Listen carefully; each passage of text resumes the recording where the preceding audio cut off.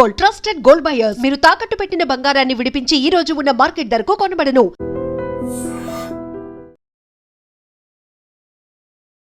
నమస్తే, నేను Kavitha. Welcome to I dream news and నిజాలు. ఏప్రిల్ 29న ఎలక్షన్ అయిపోయిన తర్వాత ఎగ్జిట్ పోల్ ఫలితాలు అయితే వచ్చాయి. బోల్డ్ అంత టెన్షన్ ఉన్నప్పటికీ మే 4th వరకు ఎలక్షన్ కౌంటింగ్ అనేది జరగబోతోంది. ఈ 5 రోజుల గ్యాప్ ఎందుకుంది? ఎవరు స్ట్రాంగ్ రూమ్లను భద్రపరచాలి?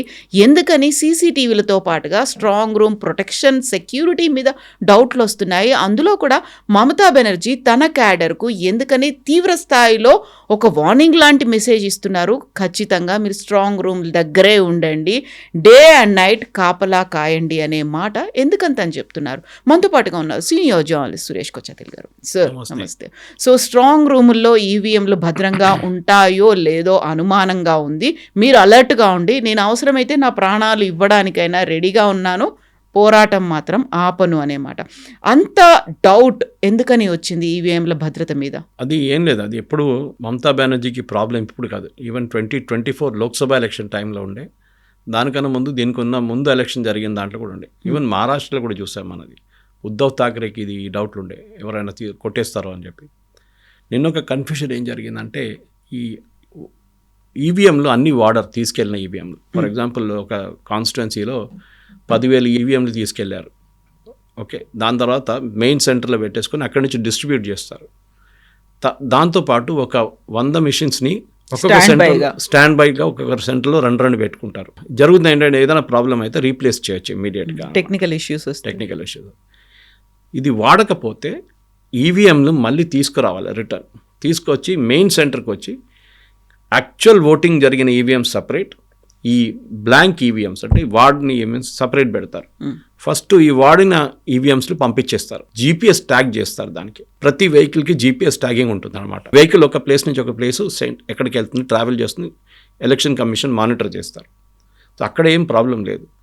తర్వాత ఏం చేస్తారంటే, నెక్స్ట్ డే ఈ అన్యూస్డ్ ఈవీఎంస్ ఉంటుంది చూడండి, దాన్ని సపరేట్గా తీసుకెళ్తారు, అది కూడా ట్యాగ్ చేస్తారు. టీఎంసీ వాళ్ళు ఇది చూసి ఈవీఎంలు బీజేపీ వాళ్ళు ఇంకో చోటుకు తీసుకెళ్తున్నారు అని చెప్పి ఆరోపణ చేశారు. అది కాదు జరిగింది. ఇది ప్రతి స్టేట్లో జరుగుతుంది. అన్యూస్డ్ ఈవీఎంస్ తీసుకెళ్ళి వాళ్ళు సపరేట్గా ఇంకో సెంటర్లో పెట్టుకుంటారు. దాని కూడా సెక్యూరిటీ ఉంటుంది, కానీ అంత పెద్ద సెక్యూరిటీ అక్కర్లేదు, because nothing match in that. కానీ అప్పుడు కూడా ఉంటుంది బేసిక్ సెక్యూరిటీ. ఇప్పుడు ఫర్ ఎగ్జాంపుల్ కలకత్తా తీసుకుందాం మనం. కలకత్తా తీసుకుంటే కలకత్తాలో ఒక 3 లెవెల్ సెక్యూరిటీ ఉంది. అక్కడ ఆల్మోస్ట్ మీరు చూసుకుంటే 22 స్ట్రాంగ్ రూమ్లు ఉన్నాయి, 7 కౌంటింగ్ సెంటర్స్ ఉంది. సో మీరు అడిగారు చూడండి కవిత గారు, ఎందుకు ఇది 5 రోజులు తీసుకుంటుంది అనేది. ఇది ప్రతి ఎలక్షన్లో ఉంటుంది. ఎందుకంటే తమిళనాడు ఎప్పుడో జరిగింది, కేరళ ఎప్పుడో జరిగింది. ఇప్పుడు దాకా ఎందుకు వెయిట్ చేసినా? మనం కూడా లోక్సభ ఎలక్షన్ టైంలో చూసాం.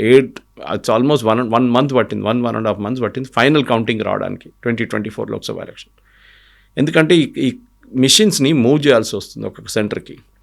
అక్కడ మొత్తం టేబుల్ సెటప్ చేయాల్సి వస్తుంది, కౌంటర్స్ పెడతారు, దానికి బ్యారికేడింగ్ చేస్తారు. ఇదంతా టైం తీసుకుంటుంది అనమాట. దాని తర్వాత ప్రింట్అవుట్ తీసి దాన్ని అంటిస్తారు, ఈ బూత్ నెంబర్ ఇక్కడ, ఈ బూత్ నెంబర్ ఇక్కడ. సో ఏజెంట్ దాని ఆపోజిట్ సైడ్లో కూర్చుంటారు. ఎందుకంటే వాళ్ళకి ప్రతి మిషన్ ఓపెన్ చేసినప్పుడు వాళ్ళకి చూపించాల్సి వస్తుంది. మిషన్ సీల్ తీసినప్పుడు వాళ్ళు చెక్ చేస్తారు, ఎస్ అంటారు. దాని తర్వాత కౌంటింగ్ స్టార్ట్ అవుతుంది. అప్పటికి కూడా ఈ బటన్ ప్రెస్ చేస్తే బీజేపీకి ఇన్ని ఓట్లు వచ్చింది చూడండి అంటే వాళ్ళు రాసుకుంటారు వాళ్ళ వైపు నుంచి. దెన్ టీఎంసీకి ఎంత వచ్చిందన్న టీఎంసీ రిప్రజెంటేటివ్ రాసుకుంటారు. సో ఇది ఒక్కొక్క రౌండ్ బై రౌండ్ నడుస్తుంది ఇది.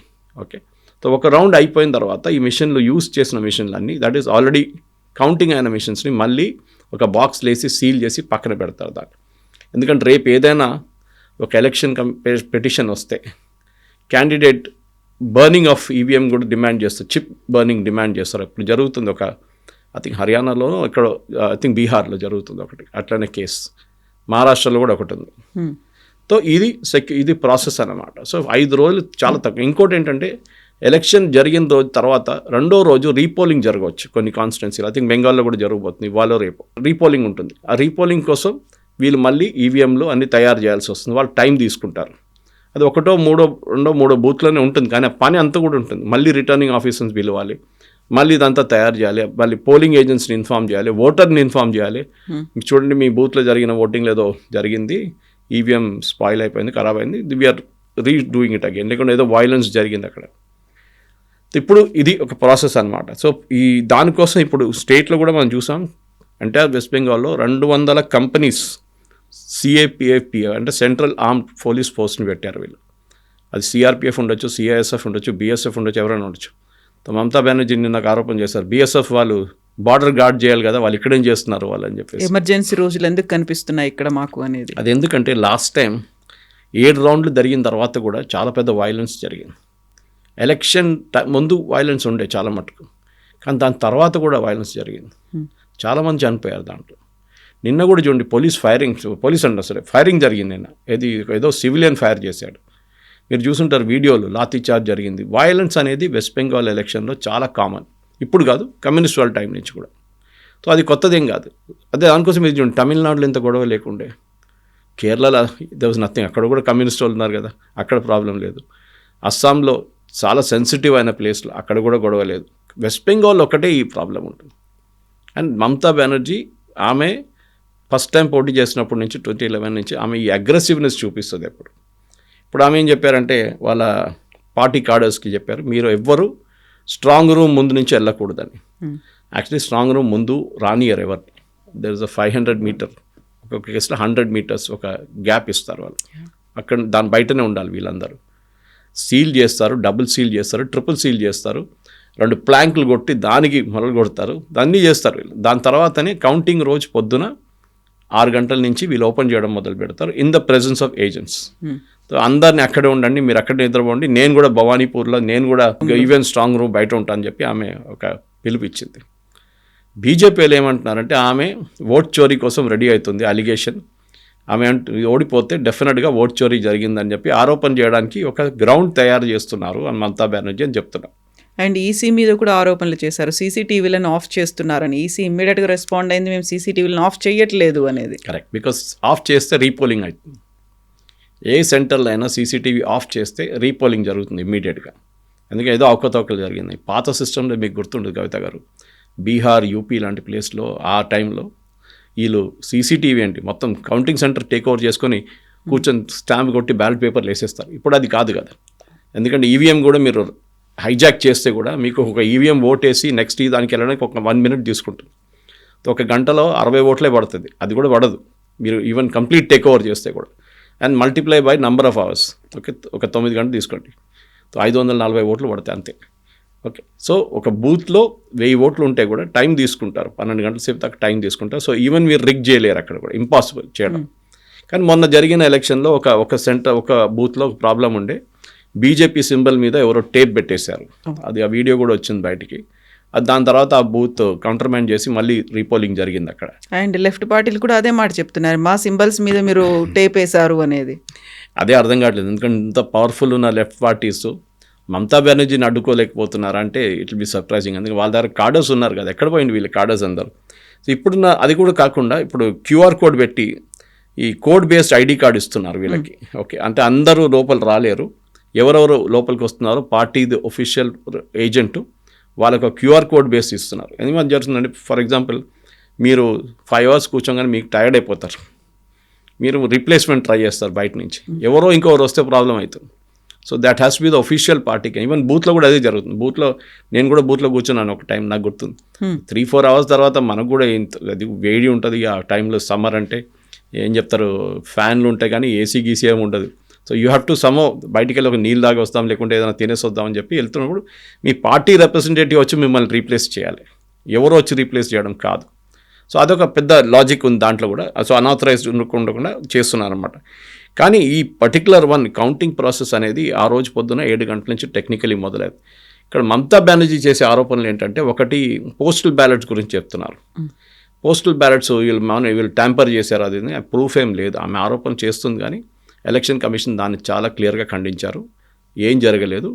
పోస్టల్ బ్యాలెట్స్ ఎట్లా ఉంది అట్లనే ఉంది, సీల్డ్ యూనిట్స్లోనే ఉంది, అది ఆ రోజు పొద్దున ఓపెన్ చేస్తారు. అంతే మనకు తెలిసిందే. పోస్టల్ బ్యాలెట్స్ అంటే ఈ సపోజ్ మీరు ఒక బూత్లో కూర్చున్నారు, మీరు మీ కాన్స్టిట్యున్సీ ఇంకో ప్లేస్లో ఉంది, మీరు ఓట్ చేయలేరు, అది we're the returning officer of that booth, లేకుంటే వీఆర్ అ పోలింగ్ ఆఫీసర్ ఆ బూత్లో. సో మీరు వెళ్ళలేరు. సో ప్రతి బూత్లో 10 మంది అయినా ఉంటారు కదా ఆఫీషియల్స్, వాళ్ళు ఎక్కడ ఓటేస్తారు. సో వాళ్ళకి ఏం చేస్తారంటే వాళ్ళని అలాట్ చేసిన టైంలోనే వాళ్ళకు బ్యాలెట్ పేపర్ ఇస్తారు వాళ్ళ ఏరియాది. ఇచ్చి మీరు ఎవరికి ఓటు వేయాలని మీరు వేసేసుకొని చెప్పేసి ఎన్వలప్ వేసి సీల్ చేస్తారు దాన్ని. అది కాకుండా ఈ ఆర్మ్ ఫోర్సెస్ అదే స్టేట్ నుంచి ఉన్న ఉంటారు, పోలీసు వాళ్ళు ఉంటారు, వాళ్ళు ఇంకో చోట్ల వాళ్ళకి పోస్టింగ్ ఉంటుంది. సో అక్కడి నుంచి చేస్తారు. ఇట్లాంటి చాలామంది ఉంటారు. ఈవెన్ ఓల్డ్ పీపుల్, ఇప్పుడు ముస్లిం వాళ్ళు ఓల్డ్ పీపుల్ వాళ్ళు ఇన్ఫర్మ్ ఉంటారు, నడవలేకపోతారు, వాళ్ళు ఇంట్లో కూర్చొని చేయొచ్చు. సో వాళ్ళ ఇంటికి రిటర్నింగ్ ఆఫీసర్ వెళ్తారు, వాళ్ళు మార్క్ చేస్తారు, చేసిన తర్వాత సీల్డ్ అన్నులో ప్లేసి సీల్ చేసేస్తారు. ఫస్ట్ వాళ్ళు ఆన్లైన్లో అప్లై చేసుకోవాలి, మేము రాలేము, అది ఓన్లీ ఫర్ ఓల్డ్ పీపుల్. ఇది మిగతా వాళ్ళు ఆటోమేటిక్ వచ్చేస్తుంది వాళ్ళది. ప్రాబ్లం ఎక్కడ వస్తుందంటే ఈ కేరళలో చూశాను నేను మిస్యూజ్ ఎట్లా చేస్తారు. ఈ పార్టీ వాళ్ళే వస్తారు తోడు. ఓకే, రిటర్నింగ్ ఆఫీసర్ కూడా పార్టీ ఆయనే, ఓకే, ఆయన ఒక యూనియన్ మెంబర్, ఆయనతోటే వీళ్ళు కూడా వస్తారు, వచ్చి వాళ్ళే దాంట్లో మార్క్ చేసుకుంటారు. ఆ పాప ఆయన ముస్లింకి ఛాన్స్ కూడా ఇయ్యారు అట్లా. ఎనీవే అదంతా పెద్ద ప్రాబ్లం. ఎందుకంటే పోస్టల్ బ్యాలెట్ ఒక 200-300 ఉంటాయి, ఎక్కువ ఉండదు దానికన్నా. కొన్ని ప్లేస్లో 500 దాకా ఉంటుంది.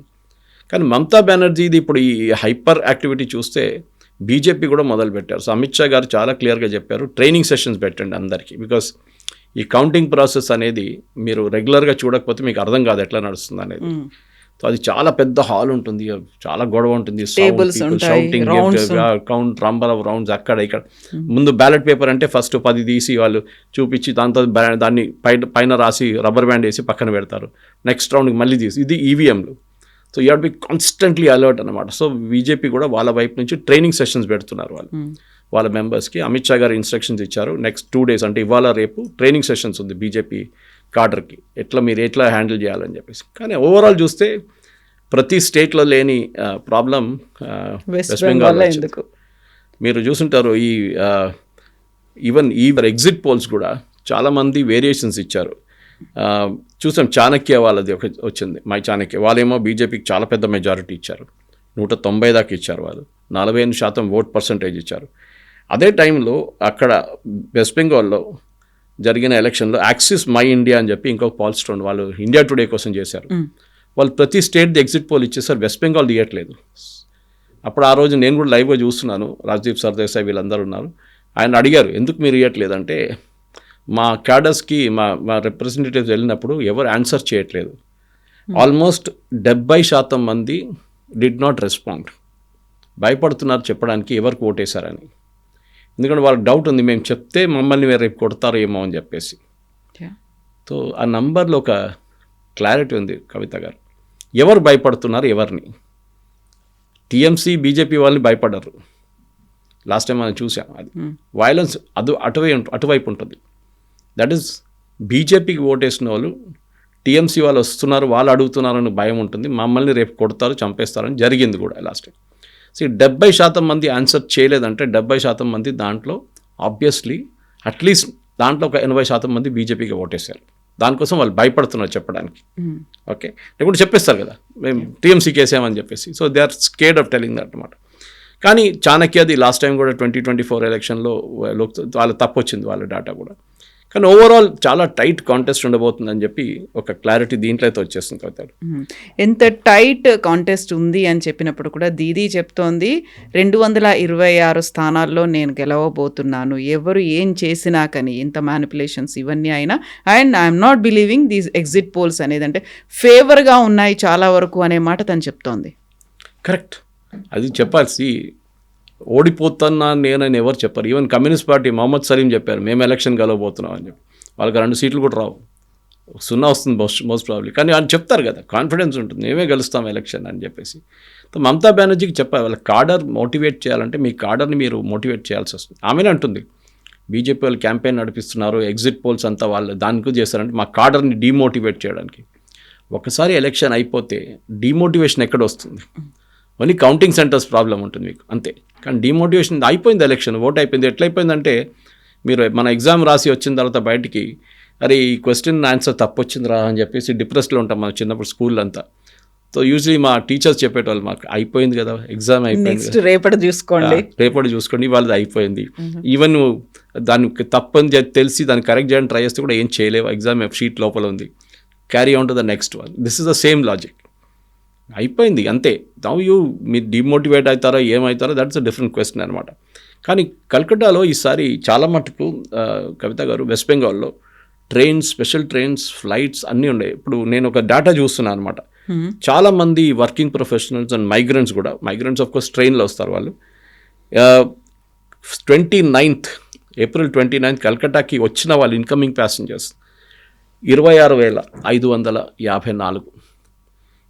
ఎగ్జిటింగ్ సేమ్ డే ఒకటేసి వెళ్ళిన వాళ్ళు 22,000, almost 23,000. April 28 same, April 27 same, April 26 కూడా 26, 27, 28, 29 సేమ్ నంబర్. ఓకే, కానీ వచ్చిన వాళ్ళు చాలామంది ఇంకా వెళ్ళలేదు. అంటే వాళ్ళు కొంచెం లేట్ వచ్చాం కదా కొన్ని రోజులు ఉండామని చెప్పేసి. యావరేజ్ ఫేర్ ఢిల్లీకి 5,000 నుంచి 14,000 ఇంక్రీజ్ అవుతుంది. ప్రతి చోట Ahmedabad, Bengaluru, Hyderabad 17,000 to 21,000 for one ticket. Usually అది 8 నుంచి 11 ఉంటుంది, 8,000 ఉంటుంది మ్యాక్సిమం. ఇప్పుడు చూడండి, హైదరాబాద్ టు కల్కటా ఇస్ 21,000 అన్నమాట.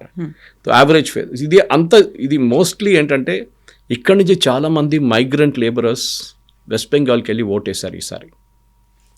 నేను చెప్పాను చూడండి, ఇక్కడ వాళ్ళ భయం ఏంటుండండి అంటే, మేము వాట్సాప్లో చాలా మటుకు గ్రూప్స్ మెసేజెస్ జరిగింది ఏంటంటే, మీరు వచ్చి ఓటు వేయకపోతే మీ ఓటు ఉండదు, నెక్స్ట్ టైం బీజేపీ వాళ్ళు తీసేస్తారు అని చెప్పి మైగ్రెంట్ వర్కర్స్ చాలామంది అక్కడ వెళ్ళి మళ్ళీ ఓటేసి వచ్చారు వాళ్ళు.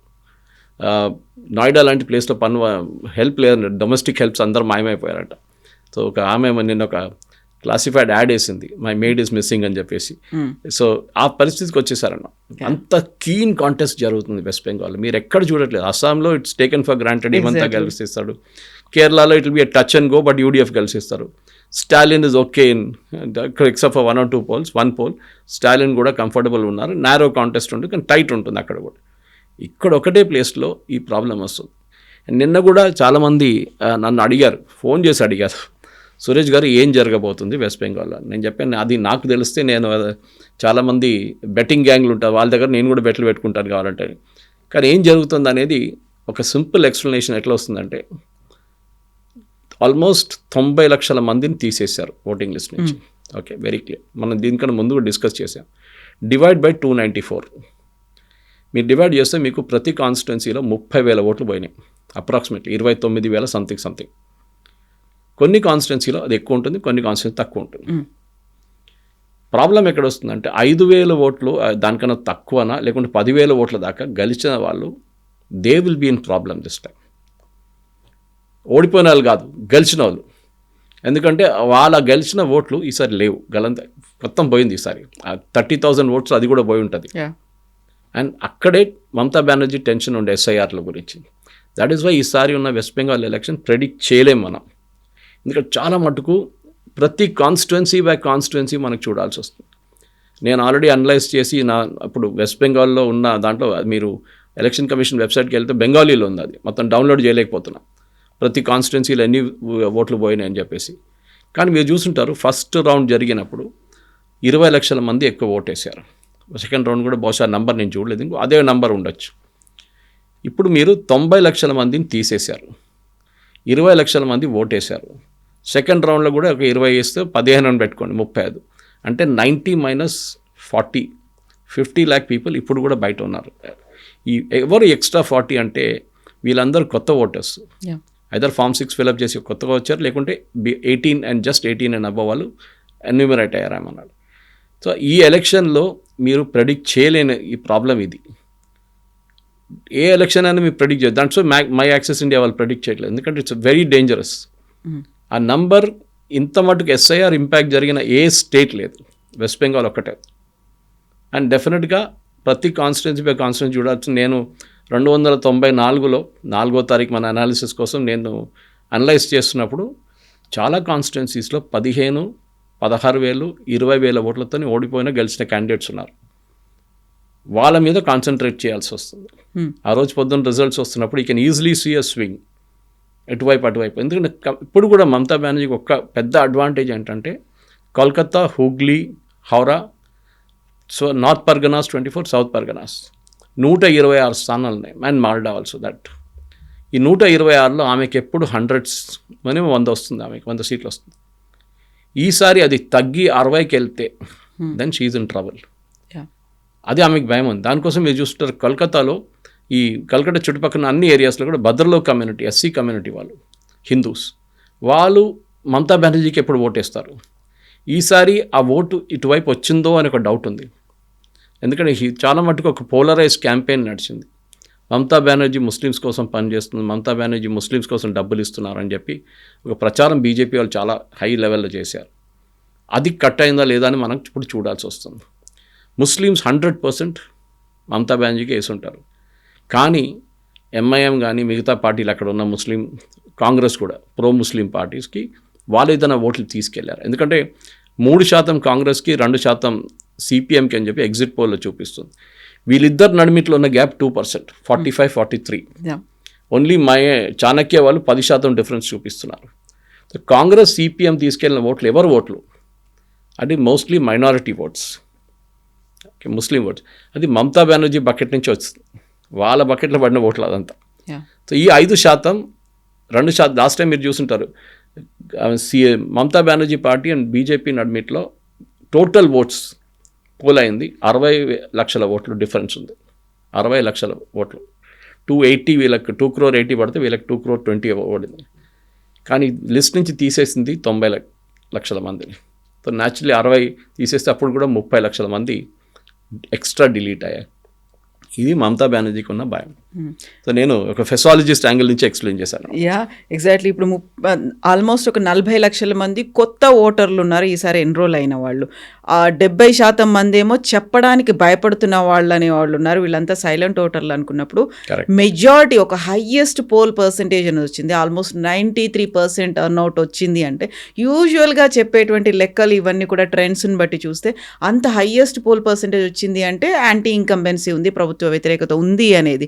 బట్ దాన్ని అయినా ప్రాపర్గా యాక్సెస్ చేయగలుగుతున్నారా అంటే మళ్ళీ ఎగ్జిట్ పోల్స్ ఏమవుతుంది అనేది మళ్ళీ అక్కడ ఇంకొక క్వశ్చన్ మార్క్ కనిపిస్తోంది. Yes, correct. అది అప్పుడు దాంట్లో డౌట్ లేదు. ఎందుకంటే మనం అది బీహార్లో కూడా చూసాం. బీహార్లో కూడా ఓటింగ్ పర్సంటేజ్ చాలా పెరిగింది. అప్పుడు దాకా ఒపీనియన్ పోల్స్ ఏం చెప్పిందంటే నెక్ టు నెక్ ఫైట్ అని చెప్పారు. ఓకే, తేజస్వి అండ్ కాంగ్రెస్ వాళ్ళ ఇండియా అలయన్స్, ఇక్కడేమో బీజేపీ అండ్ జేడీయూ వాళ్ళ ఎన్డీఏ అలయన్స్. కానీ ఫైనల్ రిజల్ట్ వచ్చినప్పుడు బీజేపీకి 2/3 మెజారిటీ వచ్చింది, జేడీయూ అండ్ బీజేపీకి. ఎట్లా వచ్చిందంటే ప్రతి కాన్స్టిట్యున్సీలో మీరు అనలైజ్ చేసి ఇదే జరిగింది. డిలీటెడ్ ఓటర్స్ చాలా ఇంపార్టెంట్గా వచ్చారు. ప్లస్ ఆఫ్ కోర్స్ మహిళలు ఓటేశారనుకోండి నితీష్ కుమార్ గారికి. కానీ డిలీటెడ్ ఓటర్స్ని ఎవ్వరు పట్టించుకోలేదు. ఈ రేటింగ్స్ ఏజెన్సీ వాళ్ళు కూడా ఈ చేస్తున్న ఎగ్జిట్ పోల్ చేస్తున్న ఒపీనియన్ పోల్స్ వీరెవ్వరు ఇది క్యాల్కులేట్ చేయలేదు. ఆ కాన్స్టిట్యున్సీలో ఎంతమంది ఓటర్లు తీసేశారు, లాస్ట్ టైం ఎన్ని ఓట్లు వచ్చినాయి వరకు అనేది. అది తీసుకుంటే మీకు ఒక mathematical you can run a mathematical possibility on that అనమాట. అక్కడ మీకు చాలా క్లియర్గా నెంబర్ తెలిసిపోతుంది. కానీ వెస్ట్ బెంగాల్ ఎలక్షన్ మిగతా అన్ని పక్కన పెడితే కూడా ఆ రోజు పొద్దున్న కూడా నేను చెప్తున్నాను చూడండి, సాయంత్రం ఒక 3-4 గంటల దాకా we will not get a clarity. That high tension అనేది ఉంటుంది. క్లారిటీ ఉండదు, హై టెన్షన్ ఉంటుంది కానీ క్లారిటీ ఉండదు. యాజ్ మచ్ అస్ మీకు అస్సాంలో, తమిళనాడులో, కేరళలో నా టెన్షన్ మీకు ఉండదు. కానీ west Bengal will be extra tension. ఎందుకంటే ఇది ప్రతి రౌండ్లో they will be oscillating number of deleted voters, చనిపోయిన వాళ్ళు, duplicate voters and permanently migrated. ఇది చాలా క్రూషియల్. ఎస్ఐఆర్లో ఈసారి 92% రాగానే ఎలక్షన్ కమిషన్ అనౌన్స్ చేశారు. రికార్డ్ పోలింగ్ సిన్స్ ఇండిపెండెన్స్ చెప్పారు. దాంట్లో డౌట్ లేదు. లాస్ట్ టైం 82% పడింది అనుకోండి, మీరు 7 కోట్ల నుంచి 6 కోట్ల మందికి చేశారు, 1 కోటి మందిని తీసేశారు. That you have drop more than ఏం చెప్తారు 10-12% ఓటర్స్, 14% దాకా కూడా వెళ్ళింది. 10% తీసుకుందాం, 10% మంది ఓటర్లు మీరు తీసేస్తే లాస్ట్ టైం 82% ఓటు పడితే ఈసారి 92%. అది 100 is to 82 is to what అని చెప్పేసి అప్పుడు 92 వస్తుంది మనకి డెఫినెట్గా.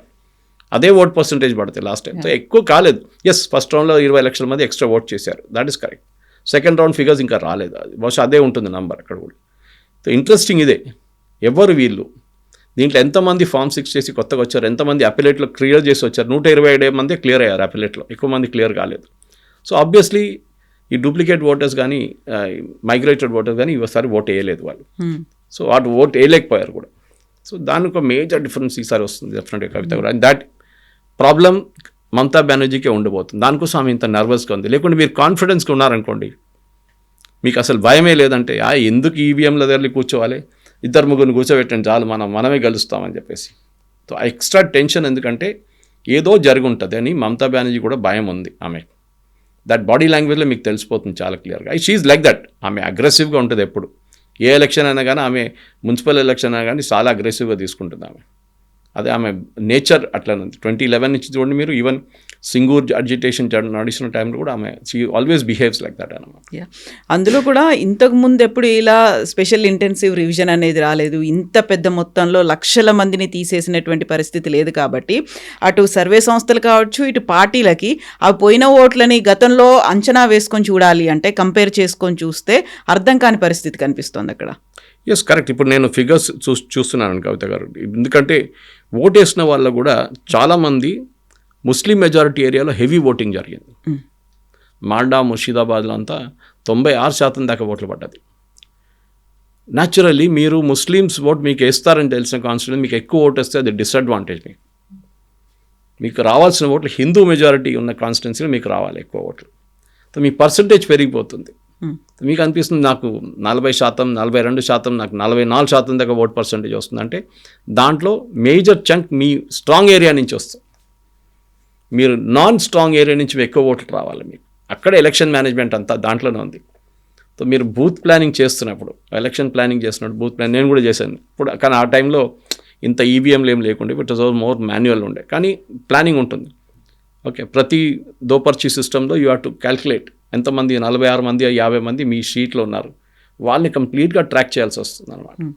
వాళ్ళు ఎవరి కోసం ఓటేస్తారు, వాళ్ళ ఇంటికే ఫస్ట్ టైం వెళ్ళి కలిసినప్పుడు వాళ్ళతో మాట్లాడినప్పుడు మీరు కొన్ని చూడొచ్చు, మీరు ఇమేజెస్ చూడొచ్చు. ఓకే, ఇక్కడ దేవుడు ఫోటో ఉంది, అక్కడ అది ఉంది, కొంచెం రిలీజియస్ ఉన్నారు, ఈయన ఎక్కడ పనిచేస్తున్నారు, గవర్నమెంట్లో పనిచేస్తున్నారా, ప్రైవేట్ సెక్టర్ మాట్లాడుతూనే తెలిసిపోతుంది. మోదీ గారి గురించి నెగిటివ్గా మాట్లాడతారా, పాజిటివ్గా మాట్లాడతారు, రేవంత్ రెడ్డి గురించి ఇట్లా మీకు ఒక ఇమేజ్ వచ్చేస్తుంది. That data you have to enter. Second visit కొన్న మళ్ళీ రీఎన్ఫోర్స్ అవుతుంది, మూడో విజిట్ స్లిప్ చేయడానికి వెళ్తారు. అప్పుడు దాకా మీకు 90% మీ లిస్ట్లో ఉన్న ఆ బూత్లో ఉన్న 1200 మందిలో 1000 మంది మీకు తెలిసిపోతుంది ఎవరికి ఓటేస్తారని, మీకు క్లారిటీ వచ్చేస్తుంది. మీరు అక్కడే క్యాలిక్యులేట్ చేసుకోవచ్చు. అఫ్కోర్స్ ఆ రోజు పొద్దున వాళ్ళని తీసుకొని బూత్కి రావాల్సి వస్తుంది, అది పెద్ద చాలా. అది తమిళనాడులో జరిగిందో లేదో నాకు డౌట్ ఉంది.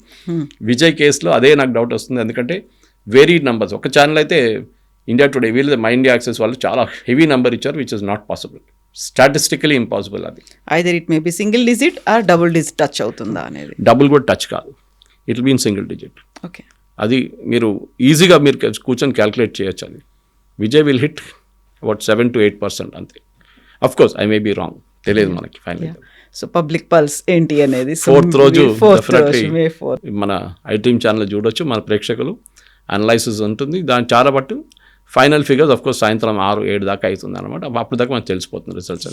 సో May 4th మనం లైవ్లో చూద్దాం, లైవ్లో మాట్లాడుకుందాం sir. Thank you so much.